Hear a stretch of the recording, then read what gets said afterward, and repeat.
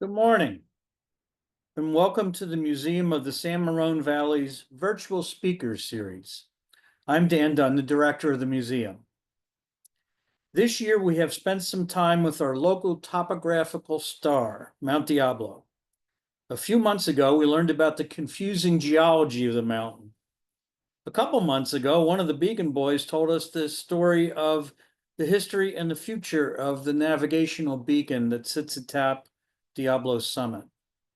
Last month, an historical fiction mystery set in Mount Diablo's Black Diamond region. Today, the story of how Mount Diablo State Park came to be. One of the questions that we'll have answered for us is how you can become a state park before the State Park Commission was formed. John Gallagher, a board member for Save Mount Diablo, will tell us how this happened, along with the politics and the strong public support that led to the park system that we know today. John will be a good guide on this trip. He's been cycling, hiking, and backpacking since childhood. His first exposure to Mount Diablo was on a Boy Scout trip. At 14, he rode his bike from his home in Berkeley to Diablo's summit. Pretty good feat, I think.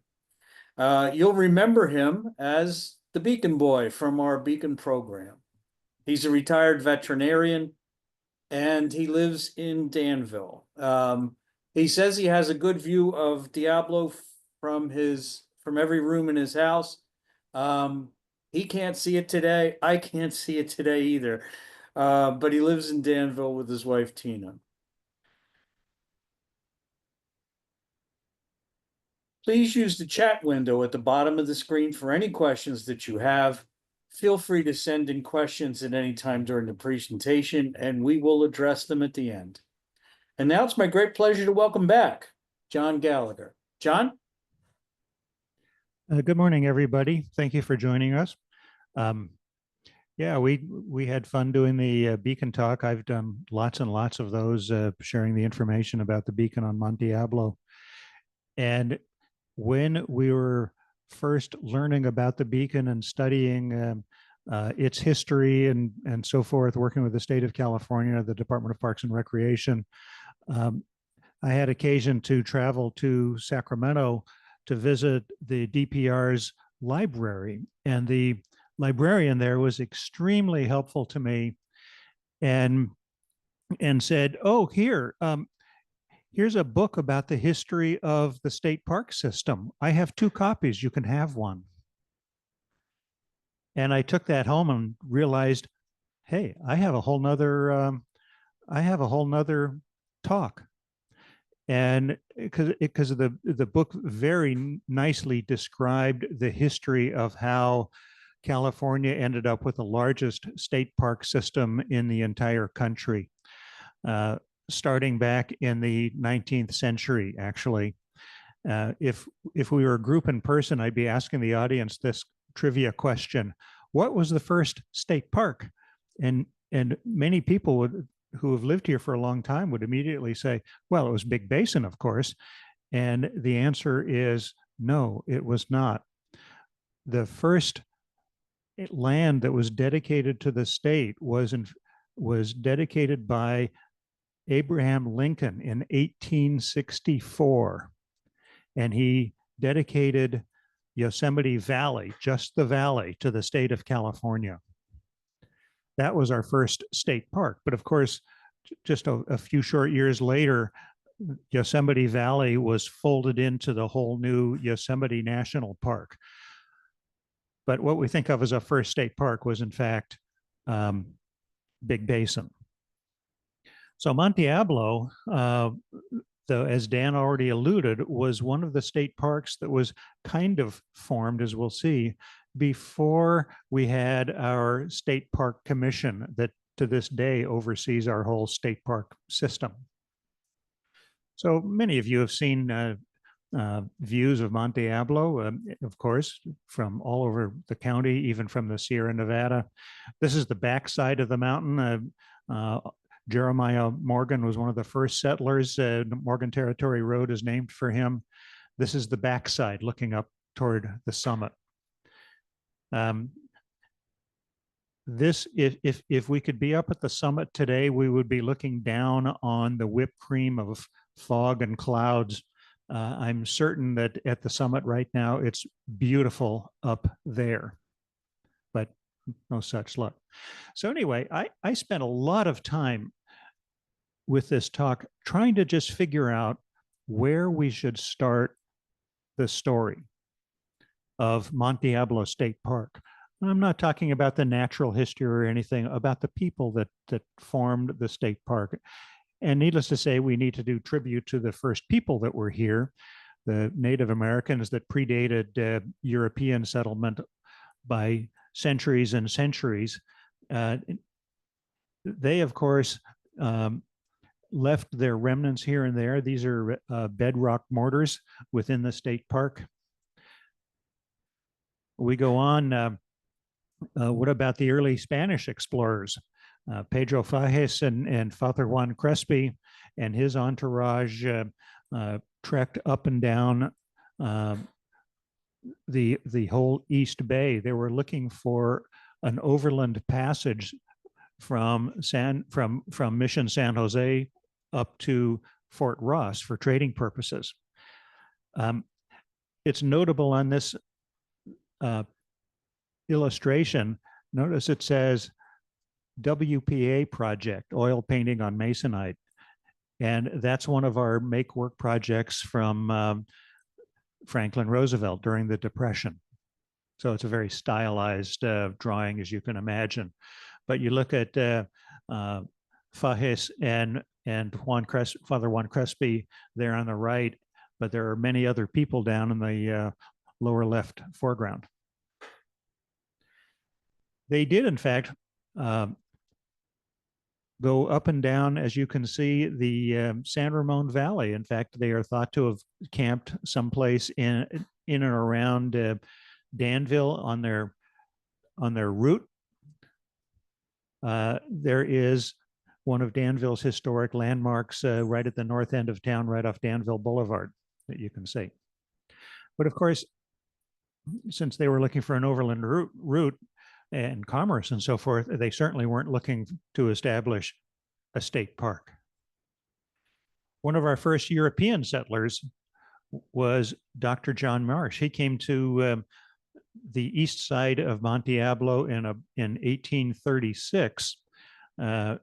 It's a little curious about how he came to be a doctor, but he was very successful in both ranching and as a physician, and built this beautiful home, which is still standing on the west side of Brentwood, right off Marsh Creek Road, adjacent to what very few people know about is Marsh Creek State Historic Park, one of our newest state parks, but it's not yet open to the public.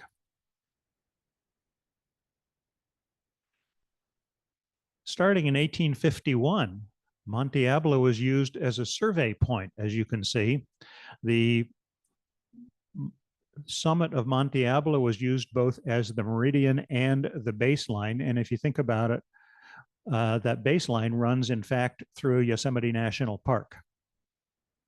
There's a town up farther north in California named Meridian for the obvious reason. But also all of Nevada, as you can see, was surveyed using Monte Diablo as the original benchmark. But again, Leander Ransom didn't have anything to do with Monte Diablo becoming a state park.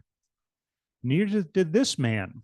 We all admire John Muir, and we all know that he lived in Martinez for a number of years.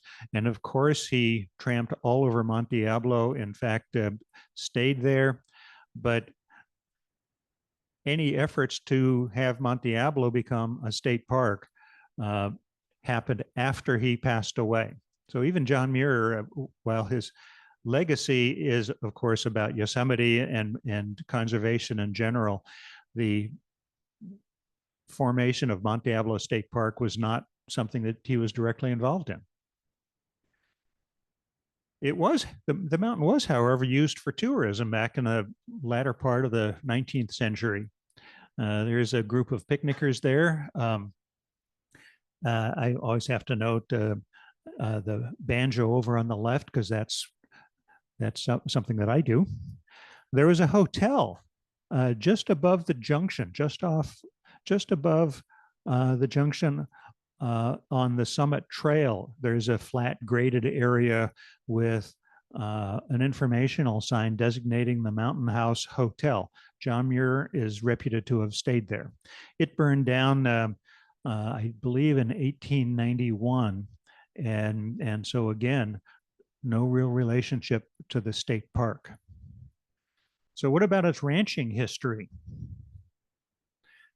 Curiously, the big four, the railroad barons, the robber barons, of course, Leland Stanford, Collis Huntington, Charles Crocker, and Mark Hopkins, had purchased the railroad ranch, and one of, well, there is a fifth big four, David Colton. He worked for the big four and was successful in his efforts with them. They respected him. He was a young man at the time, and he ended up operating the railroad ranch for a brief period of time. Now, this is the northeast end of Danville, meaning all of Green Valley up through the community of Diablo, all the way up to the hill, including the summit, was what was called the Railroad Ranch. And David Colton was the manager, but just briefly. You notice he passed away at age 47.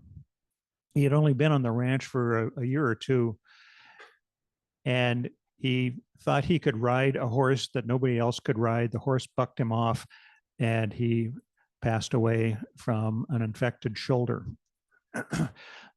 End of David Colton. His wife ended up in an interesting situation because she, as the widow, had been excluded from any wills from the big four. They just wanted all the money back. She sued them. But she left. So David Colton and his wife had a daughter that we'll see here in a second. Well, we might as well just go see them.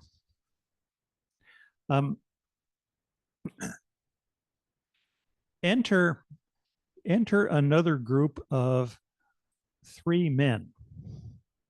And this is where I figured I would start our story.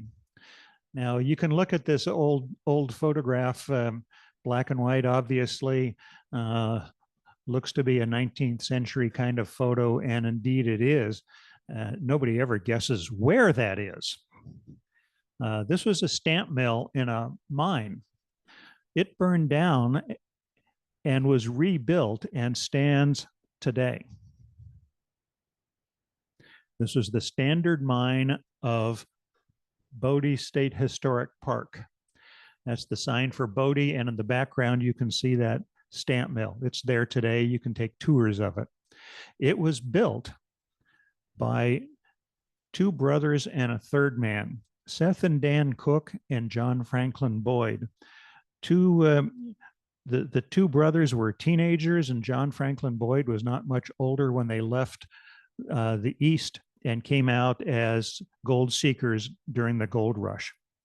They ended up in Virginia City, and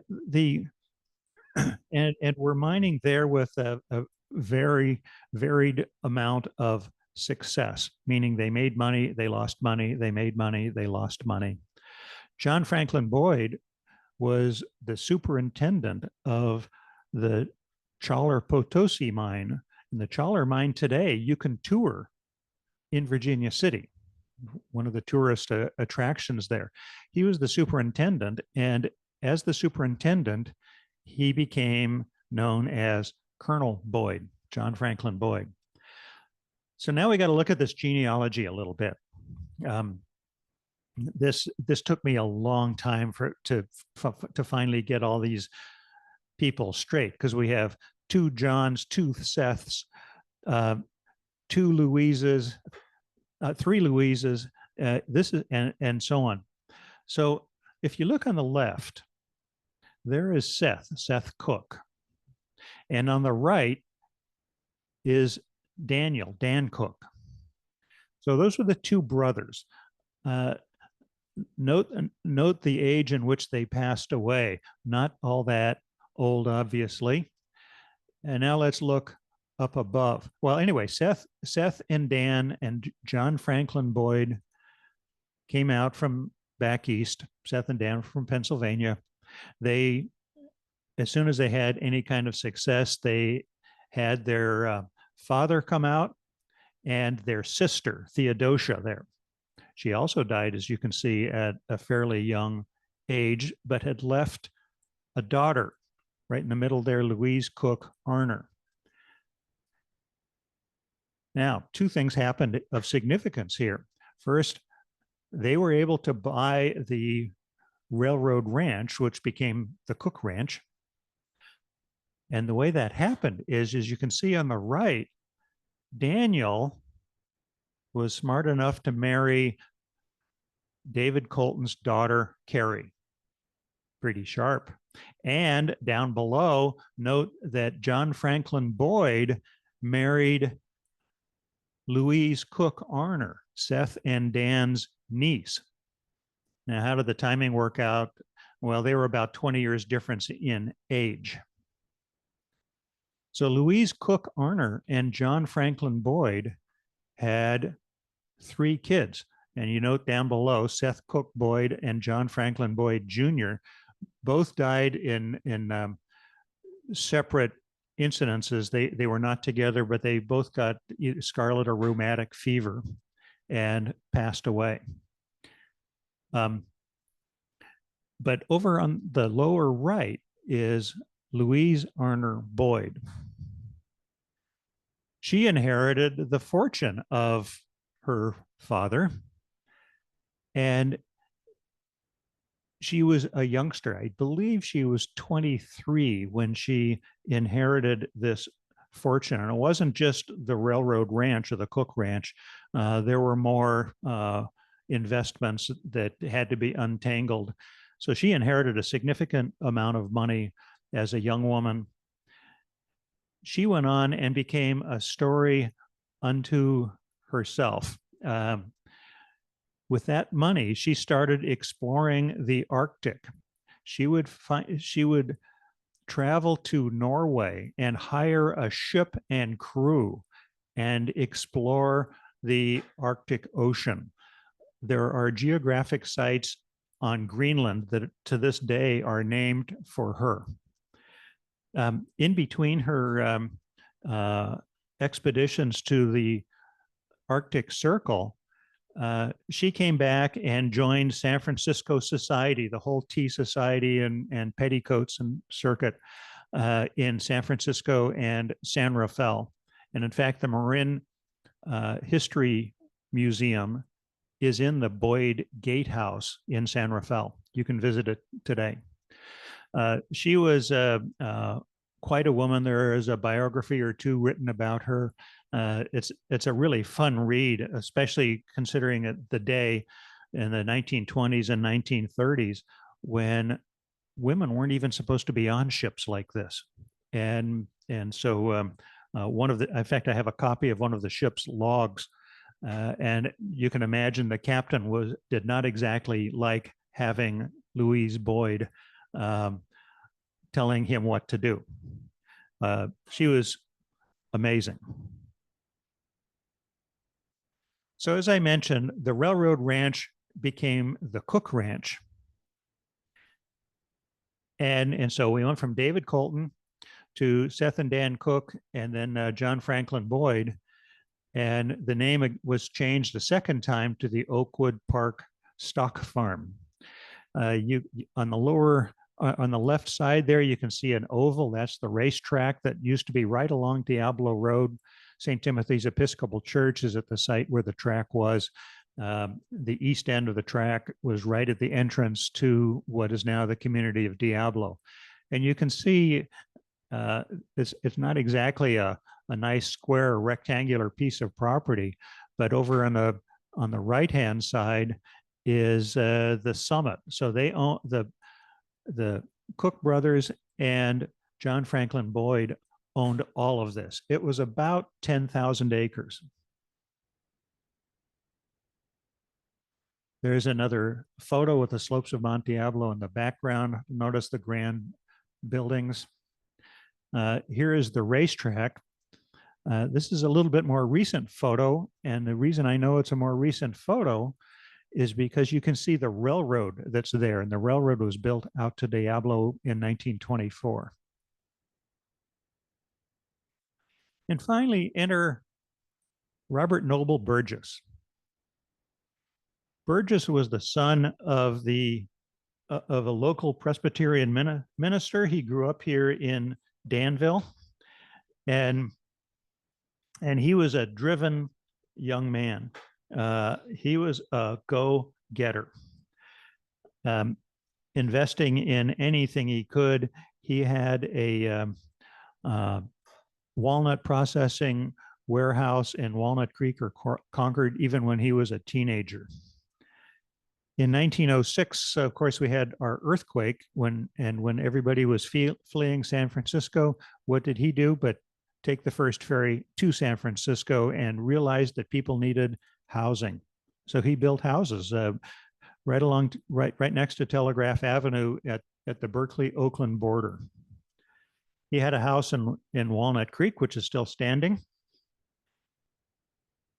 And he was the one who bought this property, the Oakwood Park Stock Farm, from Louise Boyd. He waved a check in front of her and she took it. And he became the owner, of course, with investors. You know, there were other people involved, but it wasn't just his money out of his own wallet, but he would have had many investors. And he bought this property for some $150,000. He proposed developing the new community of Diablo. Here is a diagram. You can see Mount Diablo at the very top, and San Francisco at the very bottom. And he wanted a road up up South Gate so that he could develop Rock City and other points. So you can see the Tassajara Ranch over to the right. He had big visions. This is around 1912. He was able to arrange a meeting with William Randolph Hearst and enticed Hearst to come out to Diablo. They arranged a private train for him to come out. It was dubbed the $1 Million Special. And Hearst and Burgess went for a long horseback ride on the slopes of Mount Diablo. And finally, Hearst agreed to partner with Burgess on this development of the community of Diablo. The only thing was that Hearst never actually, as anybody knows, Hearst never actually put any money into this project, but he did provide advertising space in his Hearst newspapers. There are many copies of small ads about, come to Diablo, what a beautiful place to live, that sort of thing. So Hearst did that. They even had a proposal for a tower, the Torre del Sol at the summit. It's a little confusing it was never built, but it was confusing as if it was designed by Arthur Benton, which was Hearst's and Burgess's, it was Burgess's architect, or if it was designed by Julia Morgan, which was Hearst's architect, of course, Santimian. Curiously, from my background, there is supposed to be a giant rotating searchlight at the top. And of course, this totally predates the beacon that's there today. It was never built. They even arranged for a railroad. Now there's a branch railroad that is separate from the Southern Pacific that we know, including Danville's museum. there was an electric trolley that came right down Danville Boulevard through Alamo, downtown Danville, and it looped out uh, to the corner of El Cerro and Diablo Road. Burgess arranged to extend that railroad right up into the middle of what was to become the community of Diablo. It's curious to me that it's still labeled there the Cook Ranch, but so be it. So um, I I mentioned that there was a push for a state park that was coming along here. Burgess established Diablo in 1912, but by 1919 and the end of World War I, he made some investment decisions that didn't pan out. And right after World War I, Burgess went bankrupt. And there is a push, though, like other state parks, community involvement cannot be underestimated. Um, chambers of commerce or development associations, they may have been called at the time, service clubs, women's groups, and so forth, all over the state lobbied and lobbied and lobbied for the development of or the preservation of state parks. At the time, there were none. Big Basin was the first state park that we recognize today, but there were others around the state, and Mount Diablo was one of them, where the citizens worked so hard to establish a state park. And in fact, we had this is a well-known photograph. Everybody seems to know this photo and remember the tuba and drums in the foreground there. They did have a dedication to a state park in 1921, as you can see. The only thing about it was that no land was acquired for this to be a state park. So this was really a celebration of nothing, but the wheels were in motion to have our Mount Diablo become a state park. Now we have to talk about some luminaries that got involved in this one. Arthur Breed on the lower right was a state senator. Some of you might recognize that name, and this is part of the confusion. His son, Arthur Breed Jr., was also a state senator. And Interstate 580 through Dublin into Livermore is the Breed Highway. There's a sign here and there dedicating it to Arthur Breed, but that's the son, Arthur Breed Jr. Arthur Breed Sr., this man was a realtor in Oakland and a friend and partner with the man on the left, Duncan McDuffie, who was also a realtor developer. Some of you might remember Mason McDuffie Real Estate or Mason McDuffie Insurance. This is the man. He developed the Claremont District and the North Bay District in Berkeley, and was an avid outdoorsman. A quote I saw was that he works for 11 months a year so he can spend a month up in the Sierra Nevada. And in fact, Mount McDuffie in Yosemite is named for him. And so here we have a developer interested in parks. He really did like the outdoors. And in fact, he was the secretary, or not the secretary, he was the head of the committee of the Save the Redwood Leagues that would try to establish a state park commission. And he would have been one of these men that knew everybody. So Duncan McDuffie was lobbying anybody he could talk with. We have to mention Friend Richardson with an interesting irony. He had changed his name to the Quaker greeting of Friend legally. So his official name is Friend Richardson. He owned the Berkeley Gazette, the newspaper. He had been mayor of Berkeley and became governor, as you can see, in 1923 on a fiscally conservative ticket.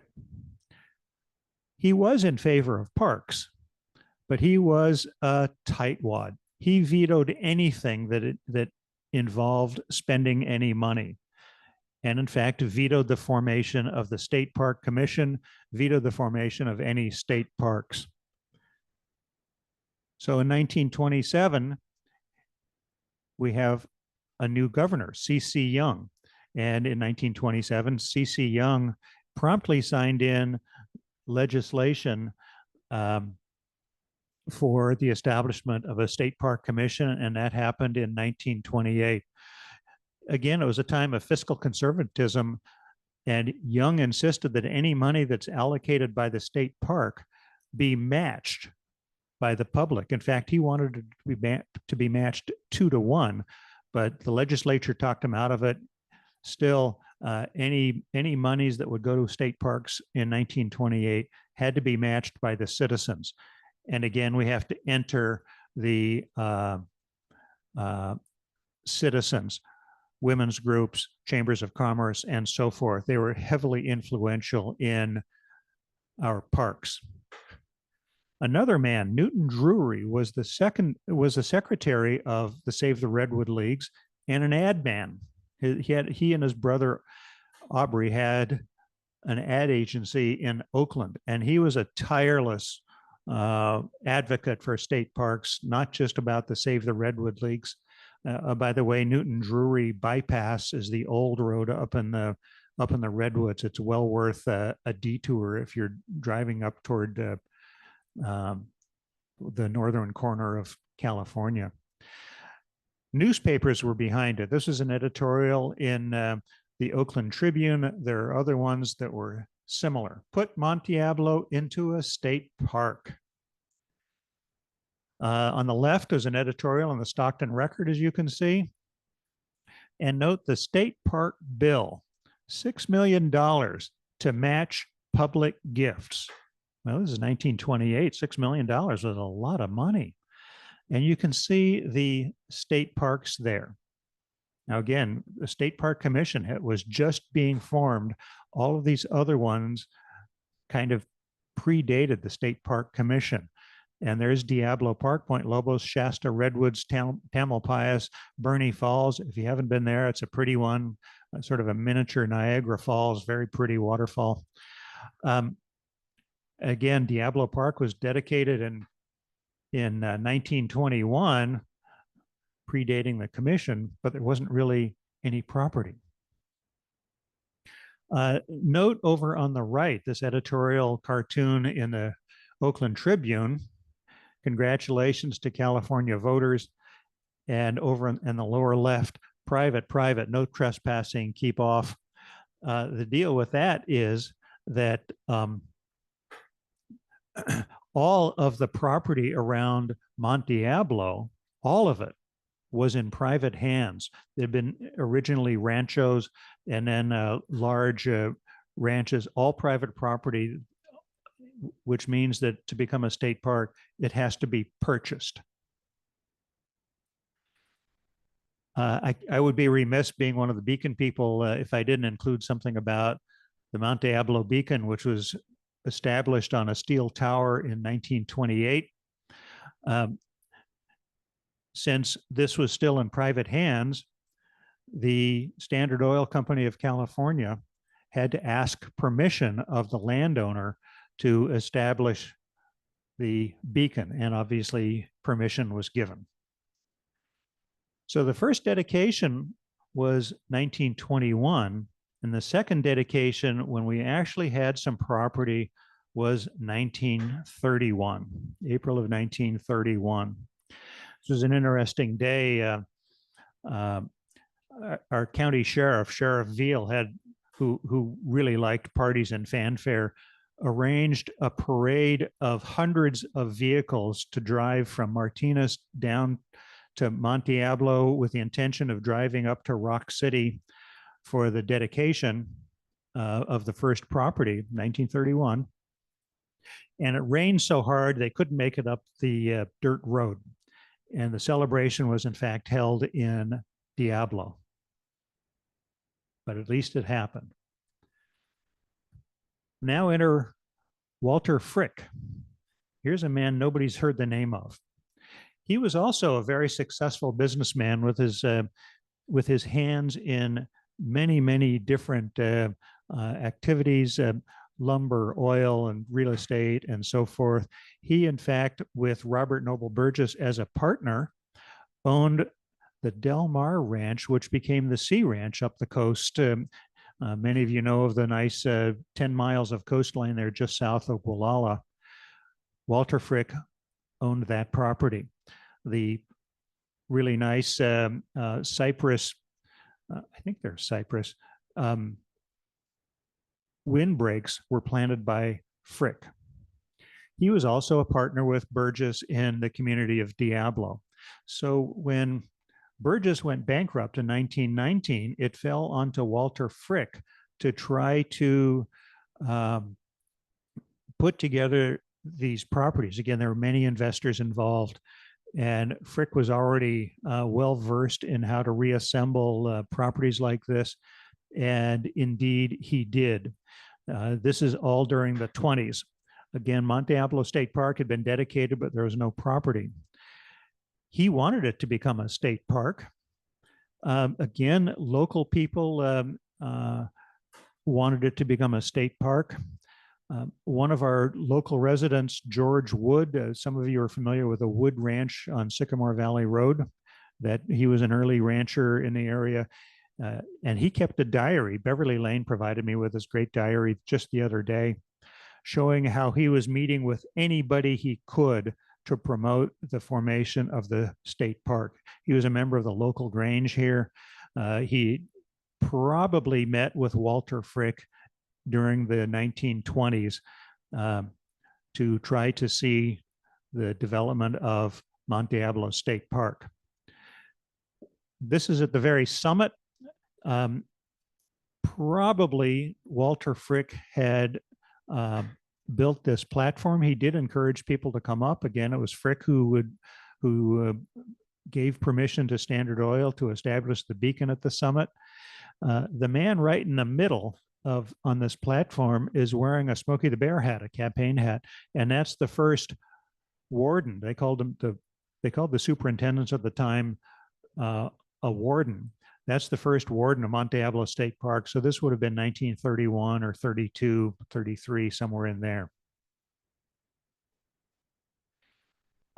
As part of the promotion, there was this nice brochure produced. This was produced by a man named Wells Drury, who was the father of Newton Drury that I previously mentioned. He was an interesting man himself. He came out to the Comstock Lode in Virginia City during the silver boom and wrote extensively. In fact, he wrote a book about it, putting him as a contemporary of Mark Twain. He produced this brochure shortly before he passed away. So if you look at what Frick did here, look at the upper left, Monte Diablo Company Limited of the acres, April of 1931, August of 1931, and so forth, clear up to 1937.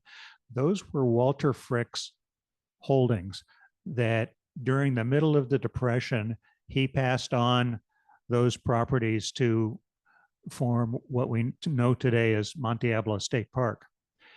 It's unclear if, again, the state had to buy these, with the bonds that had been issued, matching bonds. The state had to buy these. It's unclear if he knew that the only place that he could sell these properties in the middle of the Depression was to the state, or if he really wanted the state to become a state park and cut a nice deal, or what. It's an interesting legend that nobody seems to know the answer to.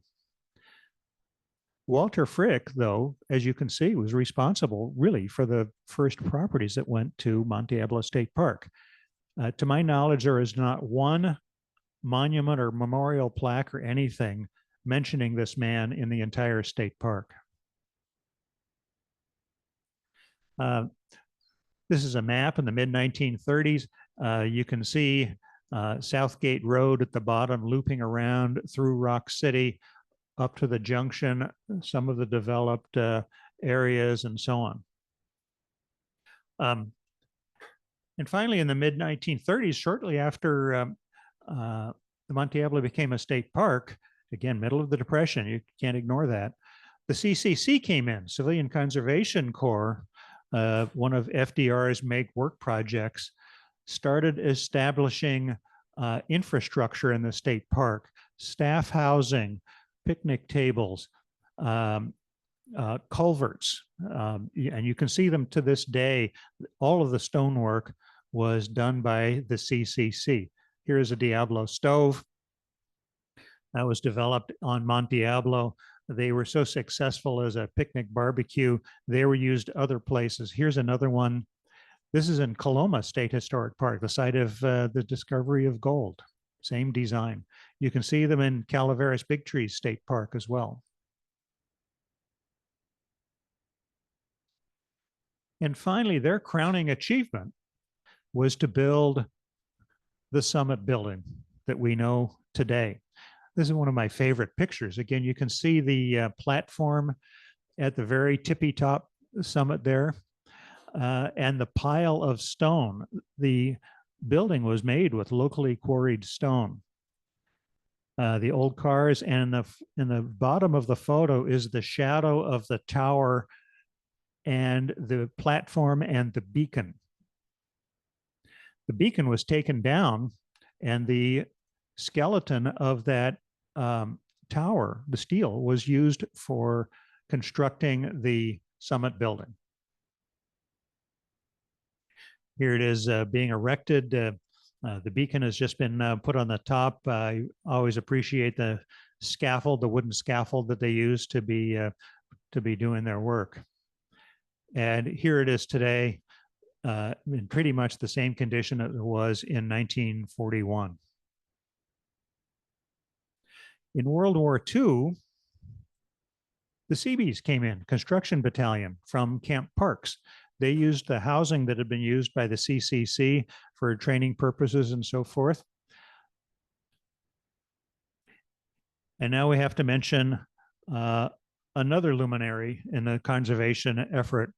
Mary Bowerman was a young graduate student at Cal under the famous botanist Willis Jepson. And she was assigned to do a flora of Monte Diablo. She had to, again, this is before it was a state park when she started her work, and she had to ask permission of the same Walter Frick to get permission to tramp around the mountain doing her studies. The legend goes that she was assigned this project because she had a car. And since Dan used to be at the Black Hawk Museum, I have to mention, yes, this is a Nash Model 451. In her later years, Mary was in her 60s, and she and Art Bonwell thought that there was not enough attention being given to Monte Diablo. Concord was sprawling, Walnut Creek was sprawling, and she and Art formed Save Monte Diablo, 1971. And here's what it looked like in 1971. Now, if Monte Diablo became a state park with its first property in 1931, I have to mention the East Bay Regional Park District, which was formed in 1934, but only in Alameda County. And of course, we are here in Contra Costa County. So we have our state park in the middle there. And in the center top, you can see a little bit of green space too. That is one of the East Bay Regional Park District's first parks in Contra Costa County. That is Contra Loma and its reservoir. So that's 1971. By 1986, we have that much more. On the left, you see Walnut Creek's open space. Contra Loma looks to be expanded. Well, that's Black Diamond Mines. And so on. What a difference between 1971 and 1986. By 2001, Los Vaqueros Reservoir had been built, and the property surrounding the reservoir, which was part of Contra Costa Water District, is now part of our open space as well. And 2023, you can see the success that we have had. The State Park, East Bay Regional Park District, Contra Costa Water District. At the upper left, you can see the newest regional park, Thurgood Marshall, that was part of the Concord Naval Weapons Station. So we've come a long way from 1921, when there was nothing, to 1931, when we finally had something resembling a state park, some infrastructure stuff done by the CCC, for which we are today still grateful, and then finally conservation groups and the citizens that support it. We have a lot of people to be grateful to. For this, some acknowledgement is necessary. Organizations that provided me lots and lots of information. Museum of the San Ramon Valley, of course, we have to give credit to. They have a whole section on Mount Diablo. I earlier mentioned the Department of Parks and Recreation's library in Sacramento. Save Mount Diablo Interpretive Association, another great group that provides interpretive information about the state park. Contra Costa Historical Society, and finally the East Bay Regional Park District. So there you go, and thank you to everybody. And I bet Dan is ready for some questions. I am, but before I get there, I want to pat myself on the head because I did recognize that Mary Bowerman was driving a Nash Roadster. Oh, good on you. So good for her too. That was a pretty sporty car. We must be doing something right, because when you started with talking about Walter Frick, the clouds parted and the Yes. summit of Diablo came into view from my window here. So, you know, he must be listening from somewhere. The fog is lifting. Yeah, a couple of things. Jamie, actually, from our office here, said she used to play in a Boyd Park in Marin. Yes. Any relation? Yes, the very same John Franklin Boyd. How about that? Yeah, I've been there. The Boyd Gatehouse is still there. It is the headquarters just of the Marin Historical Society, just like Museum of San Ramon Valley and the train station. The property there had a significant house, and the house is now the Elks Club, I believe. But yes, it's still there. Boyd Park is still there. It's blocks from downtown San Rafael. Okay. Something that struck me, that last series of slides that you take us from a barely existing state park and open space area through this massive development of state parks, state park land, East Bay Regional Park land, open space land.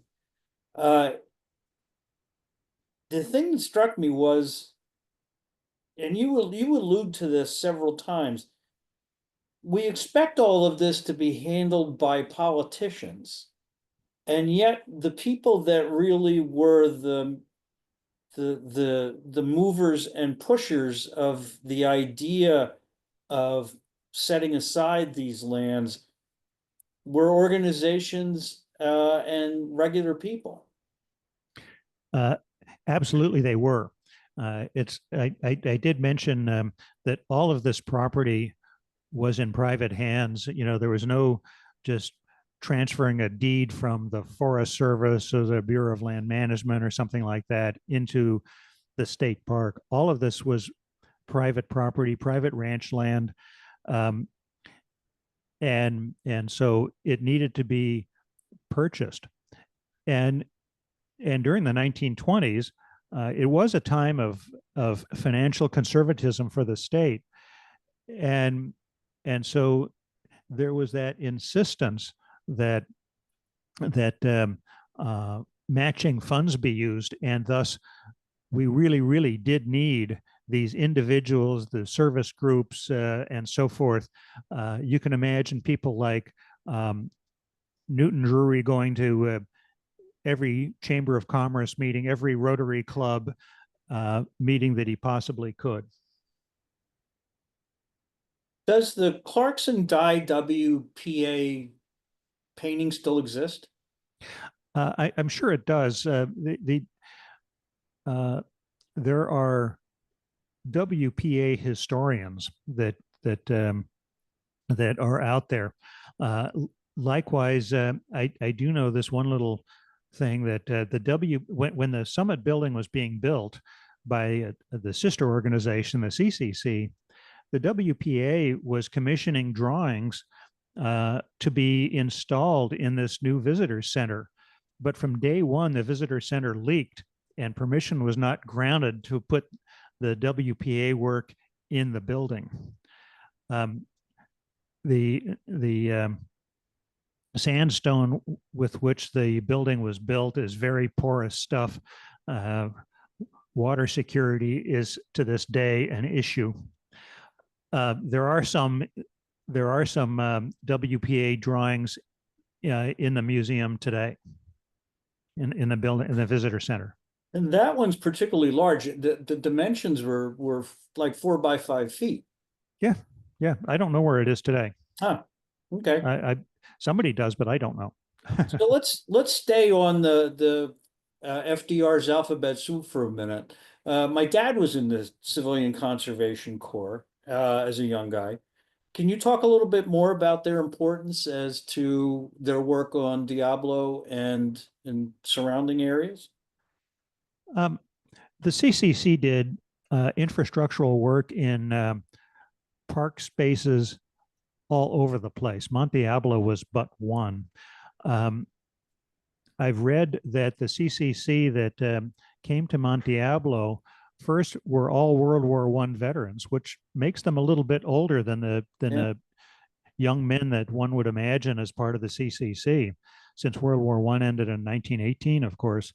But they worked during the wintertime in Monte Diablo State Park, and then they spent their summers at Calaveras Big Trees, which helps explain the existence of Diablo stoves in Calaveras.